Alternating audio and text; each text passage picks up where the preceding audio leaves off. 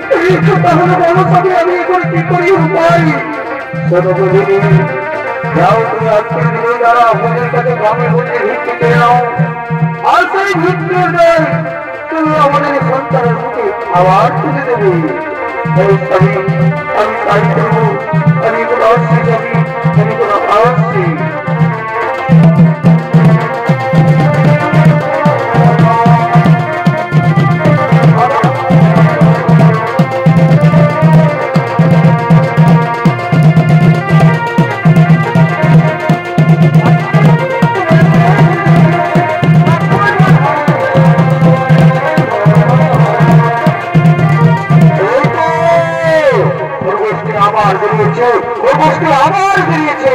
আমি খরগোশটিকে শিকার করে ওখানে তাড়াতাড়ি বাড়ি ফিরে যাবো। আমাকে তো শিকার করতেই হবে।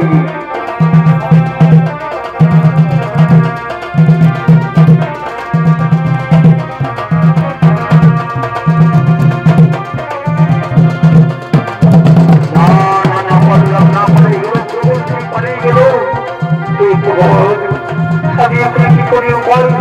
সন্ধ্যা ঘনিয়ে এলো, আজকে আমি এখন পর্যন্ত কোনো কিছু স্বীকার করতে পারলাম না। ওদিকে আমার স্ত্রী পুত্র কোথায় যেন ছটফট করছে। কিন্তু ভগবান, তুমি আমার আর কত কষ্ট দিলে ঠাকুর, আমি আর সহ্য করতে পারছি না।